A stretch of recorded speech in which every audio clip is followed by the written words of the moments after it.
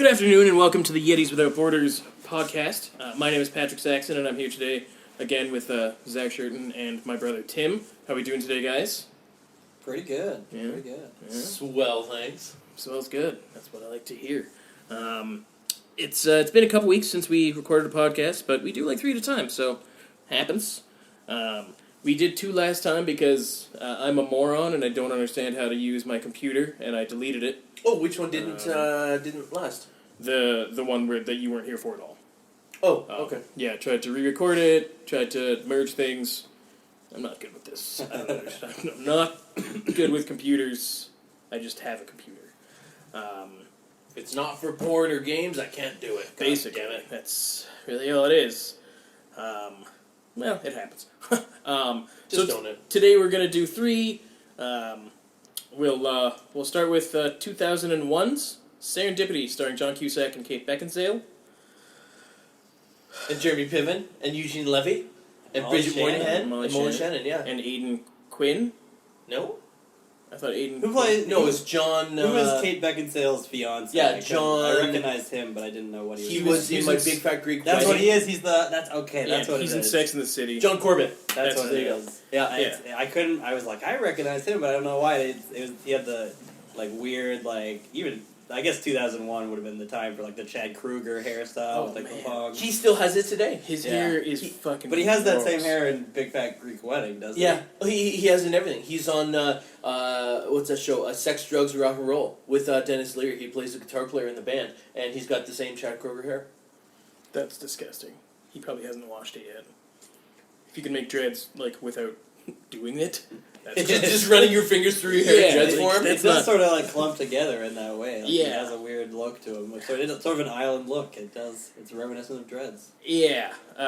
So I'll super quickly we can just run through. I mean, it's not exactly a deep plot line. It's a pretty simple setup that just executes over the entire movie. Yeah. So John Cusack and Kate Beckinsale are both in Bloomingdale's, I believe, and they both. I think it's is it a Macy's? I don't know. No, it's Bloomingdale's. It's on the receipt. Okay, so is it? I'll Yeah, buy that. it doesn't matter. Enough New York department store. Yeah, big department store. They both reach for the same pair of gloves. He wants to take it for his girlfriend. She wants to take it for her boyfriend. No, she wants to take it for herself. No, she said boyfriend. Oh, She says right. boyfriend, but She they're does. ladies' gloves, so that's Right. why he's buying them for his girlfriend, and she's buying them for herself. Right. And then I did skip over 1 or 2 scenes in the movie. I won't lie to you guys. I did not. I watched it all the way through. I expected to Fair. skip, and I was like, I'm kind of into this. I was invested enough that I'm like, every scene is good enough. I'm not going to skip any individual scene because I know how it's going to end. So it's not like Yeah. I need to be like, I'll just see how it ends. Yeah, I did watch it online, so I skipped over the first little bit because there's a little choppy for me. I couldn't find it on YouTube. Did you watch it on YouTube? No, I don't remember the name of the site. I just looked up Watch Serendipity for free. ShittyRomcoms.com. Basically. Romcom.com. That'd be great. Yeah. Rom.com. But, a couple things happen. They end up spending a night together, learning about each other, in a, one would say, I suppose, a serendipitous fashion. The serendipity was quite high. Yeah. And they're at a cafe called Serendipity, which I guess is a real cafe. Yeah, it's called Serendipity 3. Yeah.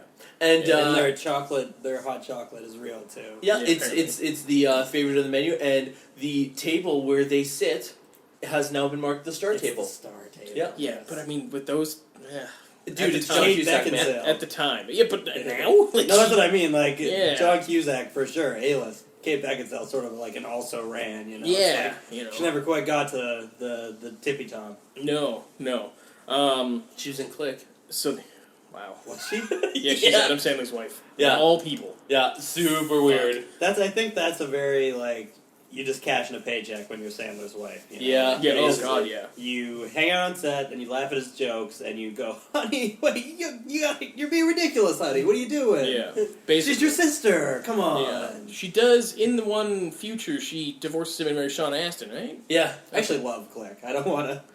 I think that Click is a great. And Chris Walken was great. that's like in one it. of the few movies of his that is in the past like decade that I don't just immediately shit on. I don't know actually. Is that a Happy Madison production? Because I don't really lump that in as. I don't think that it that is. is a Sandler movie. I thought it was. I think it's Disney. Like, I don't think It's a genuinely good movie with a few Sandlerisms. Because I think Bedtime Stories was like a sort of like not sequel, but it was Disney doing another follow up to Click. Yeah. But I don't know that Click necessarily was Disney. I'm not sure. But anyway, I love Click. Click was great. Watch Click. Yeah, basically. Kate Beckinsale's character strongly believes in fate. John Cusack's character strongly believes in the fact that Kate Beckinsale's character is crazy. She thinks that if they were meant to be together, it would the universe would push them together in one fashion or another. So she writes her name in a book and sells the book to a used bookstore. And if he finds it, he can look her up. He writes his name and phone number on a $5 bill. Sends it out into the world. And if she finds it, she can look him up. If I can interject for a second, I'm just looking up Click. For all intents and purposes, it looks like the Happy Madison crew is involved in it. Oh, interesting. I'm sure they're probably involved, but see, if it was produced by someone else... Adam Sandler was a producer. Well, I he see always is. Jack Same Giraputo is a producer. He works with the Not a Happy real Madison name. team a lot. It's not a real person. Director, writer-wise, though, not your usual people who I don't know. Because there's not a lot of inside jokes, so you can tell it's not a Sandler joint. Yeah. Well, and Sandler doesn't have his name on the script like that. Yeah. That I think is a big, That's like the telling biggest one. sign that he wasn't. I don't know. Wow. Do you know that Jonah Hill was in that? I believe he his plays character's name was I Don't Care. Ben. I don't know who Ben is. I assume his kid.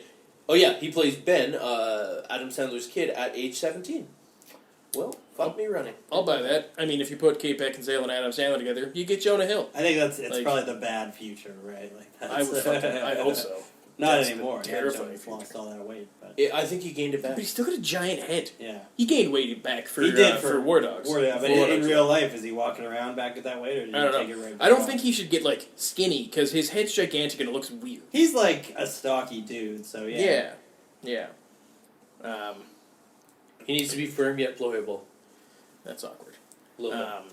So We're still fast talking about forward Serendipity. to 10 years down the road, or 7 years down the road, or something. 7 specific. I'm actually going to interject on this point. They had issue. The original plan was that they were supposed to meet 10 years ago in the film, and they were going to have John Cusack and Kate Beckinsale be themselves 10 years prior, which would put them in their early 20s. But the audiences that they screened it to said it wasn't believable, so they changed it so there's not an actual time frame.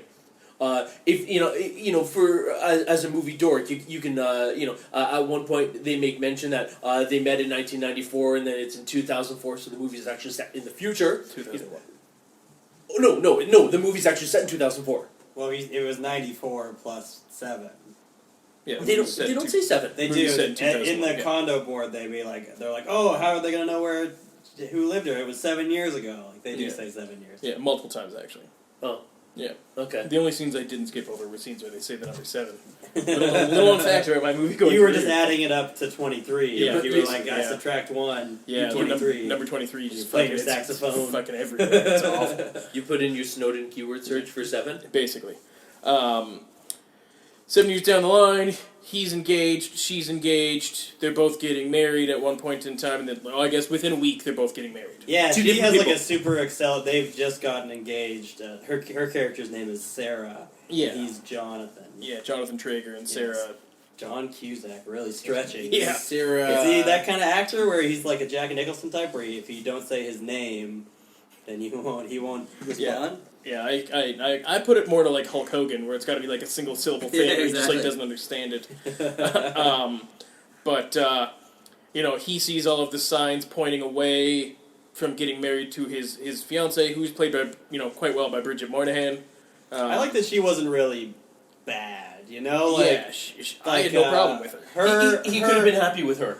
Yeah, she just wasn't the right one, and like there was a little thing like where he doesn't get a haircut, and she's like, "Oh, nice haircut." Like she doesn't even really notice. But Yeah. it's also like 3 days before her wedding. Like Yeah. she's a little frazzled. Yeah. But like I like that they didn't go too far in either way. I actually thought this movie despite being a very formulaic rom-com, was very well executed. Like, and it sort of was clever, and it could have been like to describe it. Like, obviously, well, I'll let you finish the plot, but to describe the movie, I think it sounds very cutesy, and it doesn't really end up being. It's sort of all like it's a lot of metaphors, and obviously there's some movie magic, but I think it a little bit of movie magic. it ends up obviously it would never work. Like if you send a $5 bill out into the world, they don't live in the same city.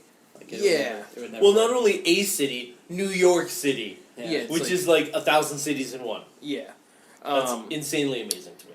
yeah. The only bad people I would say in the movie are John Corbett. I think his character's kind of a douchebag. Yeah, and even He's he has not a a nice bad moment guy. where like she's kind of run off to New York. She's like, I need some time, and then he like tracks her down in the hotel and like shows up and is like, I understand why you ran off. Like he has sort of a nice moment, and then like he immediately undoes it by taking her on a horse carriage and then answering his phone. Like he's the classic too obsessed with work. Yeah, he's just Yeah, self-absorbed as all. A bad guy was not. But as He's just a a Chennai douchebag. player, how can you not be self-absorbed? Yeah, I don't even know what that means. It's the Well, I know, the but instrument, that's- but I don't know that's- either. It sounds right. And I mean, Eugene Levy is technically a bad guy. 'Cause No, he's he's like just the a dick. grifter of the movie. He's like a Seinfeld. Yeah, he's just like, he's just a asshole. piece of shit in the movie.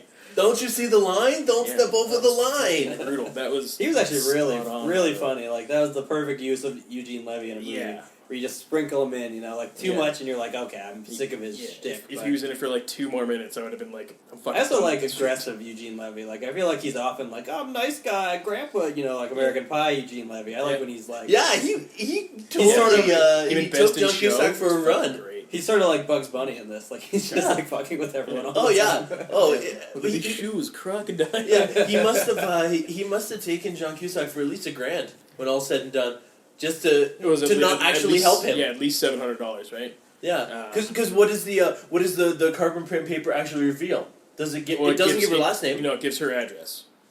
Her address. Oh, at the old top. address. Yeah. Okay. Yeah. Okay. So he's John Cusack's character sees a whole bunch of signs of Sarah, the Kate Beckinsale character, tries to find her. She goes to New York to try to find him. Crazy antics happen. They end up finding each other. Is the base plot line The of end. the movie. Yeah, Yeah, the like end. it's, Everybody lives and happily yeah, everyone. Well, except for the 2 people that got broken up with. I assume they don't live happily. I No, assume no. John Corbett kills himself. I assume they're the same characters from Sex and the City. They just move on to because Yeah, I but don't that's know. not a good thing. I don't know if you know this. I do. I looked it up. Oh, okay. Yeah, I was reading on the IMDb that I guess the characters interact with each other on Sex and the City. The same John Yeah. Corbett and Bridget Moynihan. Oh, Yeah, they're both engaged to Sarah Jessica Parker, and I want to say like the Mr. Big character. Chris Noth. Yeah, sure, whatever. He's the shitty ex-husband in Good Wife. If you care. I've never seen it. I don't know. Is that the one with? Juliana Margulies. Yeah, the one that looks like Famke Janssen but isn't Famke Janssen. Correct. It's really all I know about Yeah. Actually, Alan Cumming's in it, and he should be in a lot more. I agree. He's fantastic. I agree. So, you guys have both given your hand away saying that you enjoy this movie. I enjoyed the shit out of it. I remember seeing it back in 2001, where I was going through a large Cusack phase. I think I've seen almost every Cusack movie up until his run of straight to. I've seen those. I haven't even, but mind you, I've fallen off the map with the Nick Cage straight to home release as well, because I love Nick Cage movies as well. But anyways, this was right smack dab in the middle of my my John Cusack binge, and I have zero problems with it. Really? 0? Yeah. Oh. I've made mention of this on the Yeti's website, and I think I've spoken about this in other podcasts. My bar is set really low, like it's pretty much on the ground, so it doesn't take a lot to impress me, which also speaks very negatively about the movies that I don't like. Like, my bar is so low, it takes very Yeah, but little. you said you didn't like The Dark Knight. I don't like them. Yeah, okay, but that's a pretty high movie, though. So that speaks loudly of your opinion. But I've a lot of issue with like it. the one guy. No, We can discuss. We can do that on a whole different day because that will be more than. This Okay, so podcast. let's put a pin in that. That's fine. Let's put a pin in that. You Okay. said you enjoyed the movie. I did, yeah. I wouldn't say I have zero problems with it. I think there are a couple moments. There was one moment where Kate Beckinsale says to Molly Shannon's character, like, "You've become your own worst nightmare" at the end of the movie, where she's like, she's like, "Oh, you've become the opposite of what you were at the start of the movie." I was like, "You get probably." I think I got that, guys. You didn't need to put that nice little bow on. She's it. the dynamic character. No, exactly. That's what it was. That's what I said to myself out loud. I was like, "Oh, you've become a dynamic character." Like, well, if the movie isn't holding your hand and walking you through it, how else would you know? It was. I mean, that's a very rom-com thing. I guess. It was just funny, and it stuck out because I thought the rest of the movie was pretty well written. Like there was nice scenes. I really liked the Godfather 2 scene. I thought was very funny and was like a good Jeremy Piven's character in general. It was actually really well done for being like the best friend character. I thought they gave him like a believable reason why he would be sort of obsessed with his best friend's love life. Like his life was on the rocks, and he was sort of the living whole through jackass. I like that. Yeah, it was really good. I liked when he's like, "You know the philosopher," and he's like, "Oh, you have to look like a fool." Like I thought that was actually really nice. That was Epictetus. Yeah, his name. there was a lot of good parts of it. I had significant amount of issues with this movie. So do you not like it as much as that? I did I saw it in 2001, probably with Timothy, and I love John Cusack probably more than most people should. Not me. I watched it again, and I just was not in the moment at all. I thought Molly Shannon was fucking useless in the entire movie. I mean, she's only in it for 8 minutes. Don't do very much. I was gonna make a point that she's not her usual annoying self because she was riding off the coattails of her SNL fame. She was in a lot of it would have been like quirky, a 2-3 years for a superstar type thing. Yeah, quirky, goofy SNL type movies. In this one, she was kind of grounded. I mean, that was the thing. She was just useless. I like the thing that she owned a New Age store, but she didn't believe in it at all. Yeah. That was the best scene with her. I thought was her first scene where the customer was buying the candle, and she's like, "These people are useless." Yeah. I think that they from a monetary standpoint, they didn't need Molly Shannon. They could have gotten anyone to do that role. Yeah, it's sort of weird because I mean that's just the rom-com cliche, right? Like the male and female leads each have a best friend character, but Molly Shannon just doesn't do very much, and it's almost like she didn't need to be there. Yeah, I don't even think she adds anything to the plot. Except she goes places with Kate Beckinsale. I kind of think that if you were to extrapolate, obviously it's not in the movie, but I get the feeling that Molly Shannon was the one to bitch slap Kate Beckinsale and say, "You're done with this."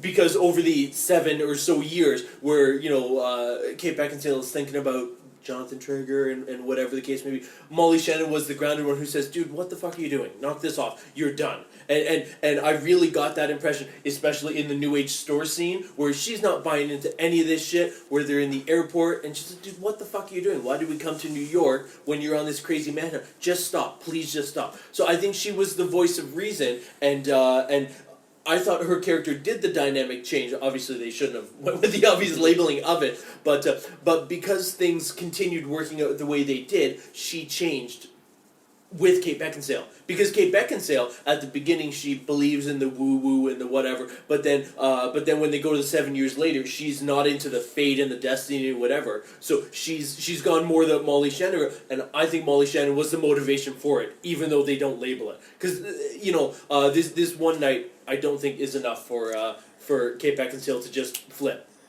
I think you put more thought into this than the people that wrote it did. Whatever. I'm just saying. And that's fine. I was just saying that, I mean, for someone and I've always liked Molly Shannon, even in her stupid roles. I think there's something about her I just enjoy. I think that she was wasted in this movie, and character-wise, she does nothing other than be the quirky best friend who gets hit with a golf ball and then a golf club and is walking in the next scene. She's fine, yeah. Bitch would go down straight up. She's tough. Yeah. Working in a New Age story. That's the first time she's been. She's hard-headed. She's based in reality, man. On the IMDb thing, that happened to her. That was the stunt that happened. She performed all her own stunts. Yeah, both Molly Shannon and Kate Beckinsale said no to some people. Yeah, so Kate Beckinsale bails when she's skating. She sure does. Molly Shannon, oh, okay. Yeah. I was like, what stunt did Kate Beckinsale? Yeah, that's it. And she, Molly Shannon gets fucking thwacked in the head with a golf club and takes it. Good for her. I like Molly Shannon. She's just an enjoyable character. Person. That's what I agree, and I think it's because Cusack gets a lot more focus than Kate Beckinsale. A lot. He's really the main character, and because she isn't in it as much, obviously her side character suffers even more, whereas we get like a lot of Jeremy Piven. Yeah, Jeremy Piven not and enough, Eugene but a Levy lot. like have an entire scene that's just the two of them without Cusack, where Yeah. it's just them screwing around. Yeah, and I did enjoy Jeremy Piven. I mean, everything that John Cusack and Jeremy Piven are in, I just genuinely love. That's what. Yeah, it's Like, great. It seems like they're just best. Obviously, I assume they are best friends. Well, at the time, not anymore. They don't speak anymore. Oh, okay. Yeah, since like 2005. Since Entourage, I assume. Apparently, according to things, Jeremy Piven was always super behind John Cusack, and then when he hit gold, essentially with Entourage, John Cusack apparently got a little bit jealous. Oh, interesting. He didn't Yeah. like Ari. He didn't like his success. So they don't, as far as I've been led to believe, they don't really interact all that much anymore, despite the fact that Jeremy Piven still is friends with like the rest of the family, and I don't know if Jeremy Piven has Him any and family. Joan hang Yeah. out sometimes, you know. Probably. Talking about John. I'm surprised that Joan wasn't in this movie. Joan could have been a great Molly Shannon role. That's exactly I was like, oh cool, it's John Cusack, and then sure around it was Molly Shannon. I was like, oh, that's fucking weird. Like that blows my mind. Yeah, it felt like I could picture Joan Cusack doing the same New Age store rant and being quirky and whatever. I could also picture Joan Cusack doing the Eugene Levy role, to be 100% honest. Yep. She would fucking ruin her brother, and that would be awesome. Yep. I enjoyed everything with John Cusack and Kate Beckinsale, despite the fact that I think she's really not a good actress at all. I thought the chemistry they had was surprisingly good. I think she's hot as shit. Well, she is. She's very good looking. But, like, that's why they put her in the movie. Like, she wasn't good in the movie. Well, speaking back to the Molly Shannon and the Jeremy Piven thing for a sec, I never caught on to this until yesterday's viewing, and I've seen this show probably a good half dozen times, if not more. Both of the friends at separate points in the movie say they should make a pill for this.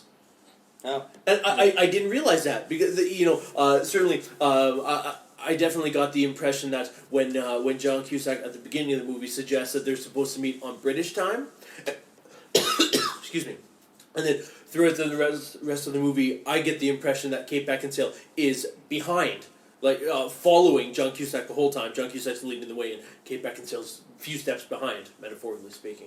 Probably not like the 14 hours, but I understand what you're saying. Yeah, but I get the impression that the story is, or sorry, the two stories are absolutely supposed to mimic each other, and both the characters saying that line word for word really cemented it for me, and I just never clued in before. Yeah, They have kind of a neat where like Cusack, he even says he's doing like detective work, right? Like he's actually following clues. Where she's like, I'm just gonna go to New York and see what happens. Yeah. Like she's like, Yeah. I'm just gonna listen to the universe. Beep bop boop. It works for her because she's in a movie, but it would just never. Oh man. I think that was. Sorry, go ahead. With that, I mean, it's so much more than just her though, because you've got John Corbett. He shows up in her hotel room.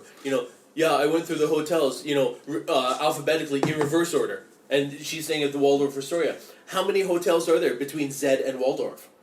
Probably not that many. So I mean, the universe is kind of pushing him that way as well. He So- also says he like started at sea. I don't understand. He was, That was a weird. I was like, I don't know what that line meant. I'm not gonna worry about it. Yeah. I suppose I could say that my only the biggest issue I had was that the Molly Shannon character, as well as the Kate Beckinsale character, weren't focused on enough. Like as you said, it was clearly John Cusack was the main character of the movie, and Jeremy Piven probably more so of a character than Kate Beckinsale was, to be 100% honest. he was definitely more fleshed out. Yeah, and that was probably why I had an issue. If they had done it the opposite way, I probably would have said I would never say I have a problem with Jeremy Piven. But Make John Cusack chase after Jeremy Piven? That'd be a good movie. That'd be a great movie. I want to see them get back together in a movie. Like they haven't been in a movie since Runaway Jury, and I have this feeling where they could immediately get back into a movie and just click 100%. They've I been in haven't seen Runaway 10 Jury in a movies. long time. Piven's in that, eh? Yeah, Piven's in it. In that, they're in Grosse Pointe Grifters, Blank. Grosse Pointe Blank. I've seen Grosse Pointe Blank. Yeah, they're in. Say Anything? Yeah, say anything. Hot Pursuit, One Hot Summer.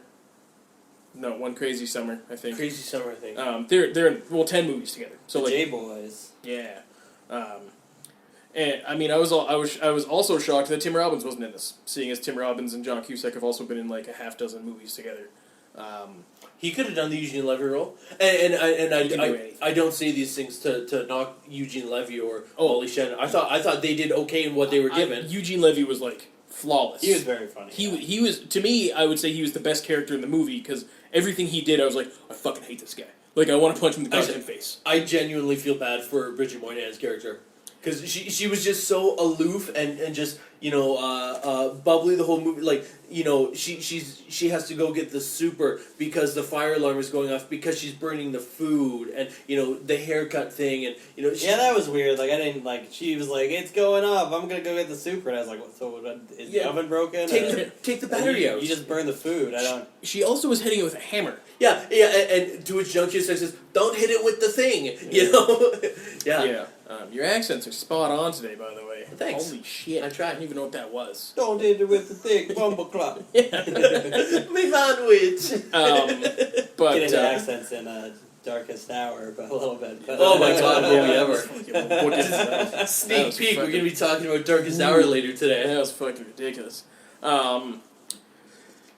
So, I can't say it's like I didn't dislike the movie, but from watching it in 2001... Well, 15 years ago. Yeah, and then, probably a couple times since then, except when I bought it, I lent it to you without opening the package, so I haven't seen it in a while. I just... nothing fucking happens in this movie. It's like a rough movie to watch by yourself in the light of day. Yeah, for no reason, yeah. really. That's what I'm like. And I ended up liking it. I was like, this is well written, it's fun. Piven's... It was funny, which I think is big for these movies. Piven was being funny gets a long way, but I totally get you. It's just a romantic comedy. Yeah. From minute one, you know how it ends. It ends exactly how you think it's gonna end. 100%. I thought some of the choices that the scripting made along the way were pretty awesome. I thought the Love in the Time of Cholera showing up as the groom's present. That was a great scene. I thought that was great. I'm not disputing the fact that it was a well done movie. For considering that it is straight romantic comedy with no other elements whatsoever. Yeah, it's probably one of the better ones I've seen, to be 100% honest. I would agree. And I've seen a shit ton. For just sticking to the formula, this is maybe the best execution of the formula, or one yeah, of the best executions yeah. I've seen. I would say it's not just the formula though, because you get the John Cusack sprinkling. I mean, John Cusack is John Cusack in every movie. He's not John Cusack on 10 in this. He's John Cusack on 6. I thought him and Beckinsale were both kind of boring. He was super subdued. We didn't have a John Cusack. But that's not necessarily what I'm talking about. Talking about the Godfather thing. That's something that Cusack could do in other Cusack movies. And then there, the Love in the Time of Cholera. He makes mention of that book in High Fidelity. That book's in the movie. It's not High Fidelity. It's another one. It is High Fidelity. In IMDb, it said it was High Fidelity. It's High Fidelity. 100%. Okay, because he talks about it in a third one then. He might. I don't know. Okay. But I'm just saying it seems like they had the script done, and then once John Cusack was part of it, they tailored it a little more to the Cusack audience. Yeah, but that's still a lot. That's still the formula, because you're seeing a John Cusack romantic comedy. Well, I mean, if you put McConaughey in a rom-com, they're not going to change the script to accommodate him. You might throw a couple. All right. Yeah, all right, they absolutely do, because they don't use big words. Oh, I guess that's a thing. They've got a guy off screen clapping syllables. Yeah. Okay. We're going to throw a monologue in the middle about how time is a flat circle. Yeah, basically. So it wasn't again, not disputing, a well done movie. It was done super good. I enjoyed all of the characters, mostly. I really remember this movie being more. You got to be in the mood to watch a romantic comedy. Yeah. Really, it's a good romantic comedy, but yeah. It doesn't go break the bounds of being a romantic comedy, I think. Yeah. It's a very well executed romantic Okay, comedy. well, let me ask that then. Is there a rom-com that breaks the bounds, as you say, that goes... I put Love Actually, and maybe nothing more. I would say About Time. About Time's fucking huge. I would say Time Traveler's Wife. Isn't that really a rom-com? I wouldn't call either of them rom-coms. About Time, I would say, is a rom-com. I mean, it's a rom-com, also, drama. Rom-com I'd put it as a romance that just has a little bit of comedy, because it's... Love Actually has drama in it as well. I This movie guess. has zero drama. Okay, well, Yeah, this one is This like I'm in it and I'm like, emphasis on comedy. Like they're all gonna get all the together. time. We never Okay. even see them. yeah, We don't even have to see him call off the wedding. You know, like yeah, I don't know, exactly. I thought Piven's dynamic change with his wife was not necessarily dramatic in the sense that he's the main star and it affects the entire movie, but it didn't need to be in the movie and everything could have kept going. But again, we didn't see it. Then we get like a positive note on it. We're like, he's gonna go win her back, and he's being a I fool. wanted to see that. I wanted to see her like fucking getting railed by some dude who like throw the flowers in his face or some shit. Like I wanted there to be some sort of payoff in one way or another. He comes up on the house, right? and it's the same two people he was having except his wife's right? in. It's a threesome now. She's holding the camera.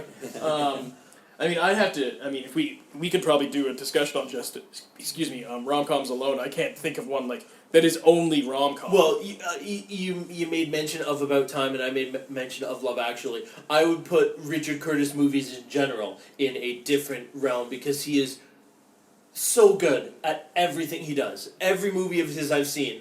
He did Four Weddings and a Funeral, Love Actually, About Time. He did The Boat That Rocked. I mean, everything he does is just ace. And I would even remove him from the romantic comedy category and give him his own, maybe English rom-com category, maybe? I would say Silver Linings Playbook is another one that I would kind of say is a rom-com, but is also just a good movie. Goes into like I understand why that one got nominated for an Oscar. To put it in context, I wouldn't want this movie to be nominated for an Oscar. No. It's fine, but it's nothing Oscar It'd be worthy. amazing if it was. Like, what a low year. I was, Best Picture. I was actually speaking about Silver Linings Playbook yesterday, and I just thought I'd throw it out there. Chris Tucker was fantastic in it. Oh yeah, great movie. Because Chris Tucker's actually good in a lot of Well, things. that's we just remember him from Rush Hour. Yeah, and he wasn't the Rush Hour character, and seeing him on screen, you expect something of that nature, or the Fifth Element guy. His loud, I don't know his name, but... Ruby Rod? There you go. But yeah, Chris Tucker was very, very well used in that film. He's definitely added to it. Jackie Brown too. I was like he's in the first bit of Jackie Brown. He is. Very Chris Tucker's just a really good actor. Yeah. I mean, considering that his characters from Rush Hour and Fifth Element are nothing what he's like in real life, and he is played like sort of his comedic. I hate him. But they're very similar characters, though. Oh, those two movies. Yes. Yeah, but I mean, like, if you like from him, very different. As an aside, did you guys see his stand-up? He's got a stand-up on Netflix. Did you watch it? Oh no, I'm not. I'll give that a go. Yeah, I like me some tech. I haven't seen it either. One that I would say sort of like slightly breaks the mold, but not as much. I have it over here. It's Win and Day with Tad Hamilton. Slightly breaks the mold. I've not seen that one. It's really good. It's Josh Duhamel, and Kate Bosworth, and Topher Grace. Topher Grace, yeah. Lois Lane herself. Yeah, and Venom, Oh, and guy from G.I. Joe, Team up. Duke. No, Duhamel's from Transformers. Yeah, he's in Transformers. I'm thinking Channing Tatum. Shit. Yeah. All right, oh, well, you shit the bed on that. Did I though? How has Duhamel not been a superhero? Yeah, and how is he not in more things? Because he's not very good. He's at least Channing Tatum. I disagree. No, I think Tatum's got something. Tatum's got the spark. I think Duhamel's got lifeless eyes. You know, like he was in 11/22/63 with James Franco. It's a Stephen King short story where he. It's a big novel. It's not a short story. It's like a 1,500 page. Sorry, novel. I'm wrong. It's fucking gigantic. If I recall correctly, it started off as a short story and they turned it into a book. Sorry, maybe I don't know. Because it's like his longest It's novel, isn't big, it? it's It's giant, fucking enormous. But regardless, so Duhamel plays a wife beater in the 50s, and his character is intense as fuck. I can see him being like a murderer. He's married to Fergie in real life. Fergalicious. Wow, good for him. They've been married for years. And he was on Vegas. I put Duhamel as like B grade Timothy Oliphant. Like if you can't get Oliphant, you call Duhamel. If you can't get Duhamel, you call me. That's basically what it is. But Win Day with Tad Hamilton's good because Duhamel plays Tad Hamilton and this girl wants to date with him, but Topher Grace is upset with him. He's a famous guy, and Topher Grace they is like in work love at a with her. supermarket, right? And she wins the contest. It was I can't say as it like shatters the mold, but it puffs up over like muffin tops it, you know. What's the movie with Brittany Snow where they're trying to get a revenge on a guy? Came out around the same time. I always get it mixed up. Who's Brittany Snow? Tucker Must Die. Yeah, that's Oh, what John Tucker Must Die. That's what I always get. Yeah, Because they have there you go. similar, like, they're long titles, and they were like, Yeah. like you're saying, like they're sort of like, oh, it's a romantic movie, but it has sort of a twist to it. The hot girl from I don't even know what the hell show it was. I couldn't tell you. Sophie Vergara? no. Marceau? No. Bell? No. That's just the name I made up. I don't know. She's super hot. Well, look it up. God. Yeah. My story ever. thing with that is that the guy that plays John Tucker, I just hated him. Like I watched that movie and I was like, man, this is fucking ridiculous. Like Okay, he Must just Die. like doesn't appeal to me in the least. Sophia Bush was in One Tree Hill. Oh, I know. And who she Sophia Bush plays is. the kind of off kilter quirky girl in Yeah, John she's Tucker kind of Must like Kristen Bell, but Die. Yeah. yeah. I guess I would say Dax Shepard would be like the C grade Josh Duhamel. Yeah, no, he's right. he'd be like the B grade Timothy Oliphant, and then Duhamel would be the C grade. So I want to talk just Three amigos briefly with that. since you bring up Oliphant. I went and saw Snowden on Friday, and the only reason why I'm going to tie this in is because Oliphant is in it. He's only in it for like 5 minutes, maybe. Same with Nick Cage. Nick Cage is in it for about 5 minutes, but I was so excited when they were on screen. Well, It was it's great. It's the first Nick Cage movie that's like been prominent in a long time. Yeah, he hasn't done anything. It's big. Oliver Stone, right? Yeah. Yeah. Is it good? It was good. It was long, wasn't it? No, it was under 2. I like, Oh, yeah. like Joseph Gordon-Levitt is at least doing a pretty good imitation of Snowden. Mm-hmm. Well, maybe this speaks to the audience that I was seeing it with, but in the last 5 minutes of the movie, it doesn't give anything away. The character switches from Joseph Gordon-Levitt playing Snowden to it actually being Snowden. They put him on film, and the couple behind me, I heard the lady say to the man, "What just happened?" And I assumed she was leaned in. You know, "Yeah, I don't know who's he?" And then the guy says, "That's Snowden." Levitt was playing him the whole movie, and then everybody in the immediate area started laughing at how dumb she is. Yeah, I would tell her to wait in the car. And then Yeah. You know, you don't even get it. Your movie rights have been revoked. Yeah, Go that's sit in the right. car. Yeah, we're not even rolling down the window This for is a you. real story? What? Yeah. He's a real guy? Damn. So it was good. I have no complaints about anybody in it. I felt it kind of dragged a little. It was not nearly as exciting. I would say but that's in all a fairness, criticism I have of most Oliver Stone movies. True. I think he doesn't leave things on the cutting room floor. Not in the least. Well, and especially with Snowden, I mean, I couldn't imagine all being exciting. I mean, the highlights that were in the news, him being stuck in the airport, and then he now lives in Russia. All these kind of things, they did happen, and they were in the movie. But any attempt at Hollywood majesty that they put into the film, like there's one scene where he's in some underground bunker bullshit thing in Hawaii, and he's stealing all the information. He has a little SD card, and he drops the card on the ground in a very dramatic sense, and somebody's gonna see it and whatever, and then somebody steps on the card to conceal the fact that he's got it. So little things like that. I actually think they went as far as taking away from the overall tone of the movie. Yeah, that sounds about right. But overall, it was good. I don't know if I'd recommend it as a theater watch. Wait till it gets a home release, because you don't need to see it on the big screen. Well, it wouldn't make a difference in the least. Yeah, It's no, any not at effects all. Or anything. I mean, Not at unless all. you love Joseph Gordon-Levitt that much, which a lot of people do. I understand that. I guess we can probably talk about the movie since we've gone off topic. What, back to Serendipity? Yeah. What the hell else is there to say? I don't even really know. Like, It was like I could sum it up by saying it was a good movie. It was a feel-good movie. It was a safe movie. It didn't take any risks. It did. It's probably the best. Yeah, it's a safe movie. I mean, you can watch it.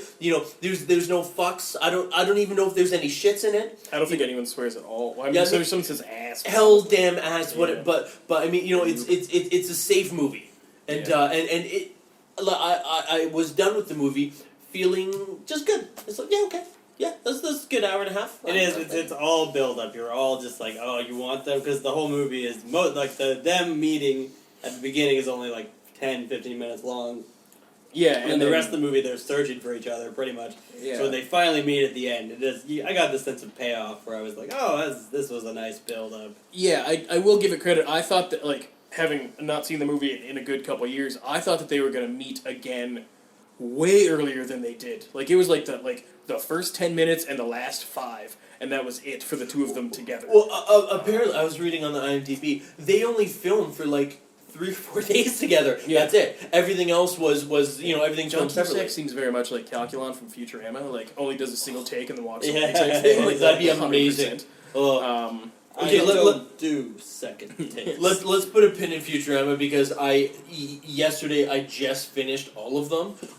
From start to finish, including the movies, and I guess I can give a sneak peek for our third podcast today. We're just going to be having some random discussion about things that are going on. So we're going to talk about The Dark Knight. We're going to talk about Futurama. We'll talk about Snowden We're a little talking bit about more. Dark Knight a whole nother day.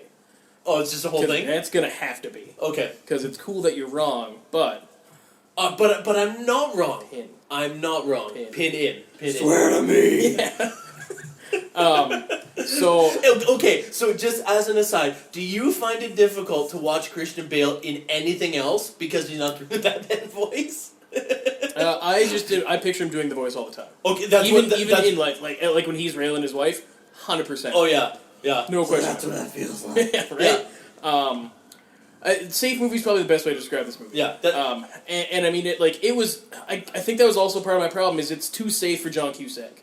He wasn't quirky enough to be John Cusack. He wasn't like in every movie he's in. He has a freak out, especially every movie with Jeremy Piven because Jeremy Piven like fucking sets it off in him. And it's always like, in Say Anything, he like grabs him and like shakes him. He's like, you must chill, and he freaks out. And in Grosse Point Blank, they freak out together. You know, in High Fidelity, which would have come out a couple years after this, we get full John Cusack. Like he's got like almost Nick Cage hair. He flips his shit on Tim Robbins. Like in that one scene when he like throws the fucking air conditioner on him and they kill him. Like, have you seen High Fidelity? I have not. No. Oh my god! All right. That's Okay. full on a land. Put a pin in it. That's another one. No, that's like a We're big one. we're talking John Cusack, Tim Robbins, Jack Black. Just and this is Jack Black before he got super big and annoying. It was like I want to say maybe same year as Tenacious D. Just so on the like, cusp of. I think it's 2003 for both. Something like that. Just on the cusp of large quantities of fame. And Jack Black was great in it. Everyone was great. Okay. Pin in it. We'll actually do a full podcast on High Fidelity. That's one of them for next time. All right, that's your pick. It's my pick. Realistically, we could I could talk about a lot of John Cusacks for a long time. I don't want to talk about High Fidelity today though, because no. But I'm just saying, like we could probably almost do like a series of his greatest hits. Even his less than greatest hits are still pretty good to me. I like John Cusack so much. I'm such a fan. He's been in some good movies. He's been in some really not good movies though. 1402 was not great. 1408. I like Whatever. 1408. I like 1408. It was Isn't 1402 Christopher? No, it's 1492. Christopher Columbus movie. Yeah. I thought he and Sam Jackson in 1408 were like the chemistry they had were like fucking. It blew my mind. I was just like, is this even fucking happening? Like, That was the way. Yeah, that's right. He's like the that is a Stephen King. Yeah. show. Yeah, it's actually. I was watching it and I was like, is this like the culmination of like two of the weirdest, most eccentric actors at the same time being like fucking magical together. Okay, so let's shift gears. Talking about John Cusack. Before we came to Serendipity, Patrick and I were shooting some text messages at each other, and we were just naming off random John Cusack movies. And I said, much to the chagrin of Patrick, 2012. I thought we should do an Emmerich movie, and it just happens to have John Cusack in it, and That movie's kind of boring. It's too good. I think because it's okay. Like there's just I don't know what there is to say about it. Yeah, I think like it was really well done. and Oliver that's a Platt's the problem. president in it. No, he's just like a also guy, been in a isn't lot he? of movies. I thought he was the president. I thought he was like a higher up government guy, but not the president. Maybe you're right. Maybe you're right. I'm not I haven't positive. seen it in a while. I just Him and Ejiofor, I think, just both work for the government. Or Oh, Ejiofor is a scientist. Yeah. He's so good, by the way. Oh yeah. Yeah, he's amazing. Have you seen Red Belt? Watch Red Belt. Red Belt is awesome. Fucking I love great Red Belt. movie. Quick summary. What's it about? It's a David Mamet if- movie about martial arts. Yeah, if you picture Nick's life, that's what it is. Terrible. No, so what Nick says his life is. Oh, Yeah, oh, it's flawless. perfect. Yeah. Nick is our older brother. He likes telling tall tales, and the tall tales are way more exciting and way more interesting It is. than Have you seen the movie Tall Tale? It's taller than that. Oh. yeah. It's the flawless. tallest Oh tale. my god, if I you will. forgot that movie existed. Okay, so we have gotten so far off Yeah, topic. like I had like one or two things left to say. Okay. I've forgotten most of them. Perfect. So I think like the base problem that I had with the movie is that I go into it expecting Cusack, and I didn't get Cusack. I got rom-com. If I had gotten Cusack, I would have been like, this movie's fucking sweet. Yeah, you could have Like, swapped him out with almost anyone. Yeah. You're right, he's not turning on the Cusack. No. You know, the weirdness, I agree. That's what you kind of expect from him. Yeah. Like, you're like, oh, he's going to be a leading man, he's good looking, and he seems approachable, but he's going to have sort of this weird edge to him. That's what you think of as a Cusack movie. Yeah, this could have been, realistically, should have been a young Bradley Cooper type This could have thing, been like, Do just Him such Out, an you know? like, Like, yeah, right? Oh my god, that would have been perfect. So that was the biggest problem that I had. The movie itself was done really well. I thought Cusack did well, considering that the role they wrote him was like a single piece of paper of like, be boring. You It's know? most of him is like, I gotta go do this thing, and now Yeah. I gotta. He doesn't really get a lot of meaty scenes, you know. No. I mean, the really, like, any deep scene really just involves Piven. Like, he's far and away the most That's important probably- character yeah. in this movie. Like, The emotional center is probably where he reveals that his wife has left him, and yeah, and then That's writes that probably the- obituary for Cusack. Yeah. Like, oh, which is sort of weird. I don't know. It I was- get that he writes obituaries, but I was like, all right, guys, yeah. cute. It was cute. It was a little too cute, and that was sort Bless of my biggest problem. I would say is that like it sort of wraps everything up with a nice little bow at the end, which Yeah. is like but that's that sort of plays the into point. the Of, safe. that's sort of the point 100%. of the movie, right? That like. So it's just like it depends how cute you're feeling on any given day. I think. Basically. Are you willing to watch a movie that is just bullshit and could never happen and like Yeah. you know Fuck it, that's what it was. That $5 bill would be fucking toast. 5 years down the road, using American paper, that bill would be I would non-existent. believe that you could find the book, but I don't think you could ever. No, find like the $5 bill itself, like, and there's no fucking chance that pen would not wipe off. Yeah, Like, it would have smudged zero over chance. time. There, like, she would look at that and be like, "Oh man, is that fucking blood on there?" Like, zero chance. His name is Schmergen Tragen? Yeah, like that was the most upsetting thing to me in the entire movie. Is she looks at this bill 7.5 fucking years later and is like, "Oh my god, that's his exact name and his exact phone number. It's like 789-0189," and I'm It's like, actually 5550198. the five, whatever, sure. But that's the point. 7 so- years later, and you can read it flawlessly. She also doesn't even call him. She just looks up the address. Yeah, fucking awkward, right? It's weird. Um, Neither of them try to call each other with the number. They just. Yeah, they immediately assume that people just change their phone number all It's the like, time. no, there's no I mean, way. if I meet like my dream woman and it's working out that I've write my phone number down and she's like, throw it in the wind, I'll find it. I would be like, okay, I'm keeping this phone number forever. Like that's what's gonna happen right now. I watched this and Darkest Hour back to back, and I kept noticing weird similarities. Like they're both in both movies. There's a scene where a flight attendant tells someone not to use their phone. Oh my god, shared universe. And even because it was like I literally watched them right back to back. Like the I minute did Darkest Hour ended, I put the other one on, and I thought it was the same flight attendant. And I was like, "Oh, are they going to reference the arms crossed thing again?" I was like, "Oh wait, that's the other movie." Amazing. I watched it the other way around. I did last night. I did Serendipity and then Darkest I Hour. wish I back to had. back. I think Darkest Hour was a little more fun. So I wish I liked this, but Okay, Yeah. well let's wrap up Yeah, Serendipity. we can probably finish Just for this. conversation's sake, I don't know if you guys knew this. It wasn't actually winter in New York when they filmed.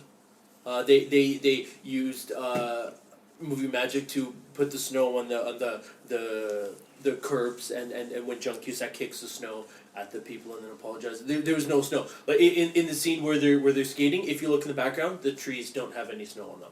It's in the middle of summer, or it was El Nino winter, so it was very warm. I believe on the East Coast it's La Nina. La Nina. I think it's West Coast for El Nino. You know more than I do. I'm Okay. just making that up. It Perfect. sounded really official. Perfect. Okay, so final words of the movie. Patrick, go. I mean, far and away not one of my favorite rom-coms. It was like boring as fuck, but it was really, really nice. And if you can, it's not a movie you can watch with a girl if you think if you really want to get laid. Like, you don't throw on Titanic or P.S. I Love You and expect to not get laid. Or The Notebook. Yeah. That's like the top three. If you throw on if a girl's there and you want to get laid, you throw on The Notebook. If a girl's there and you want her to be like, I love you, let's get married, put this on.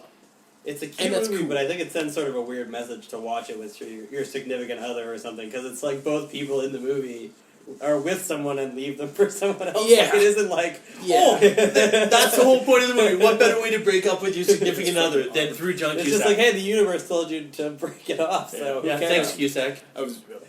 And my final thought on the entire thing would be, you said it's a great way to break up with your significant other. Read on the internet, like 4 days ago, a girl put on the internet, dude went and got a tattoo, made her get a tattoo, he got her to tattoo his name on her body, broke up with her and said, now you'll never forget me, and fucking broke up with her. Yikes. And I was like, holy shit, the balls on this guy is, like, enormous. What a pimp. Yeah. Okay, so my final thoughts, yeah. It's safe. Yeah. And I'm not saying that as a negative. It's very positive in that aspect.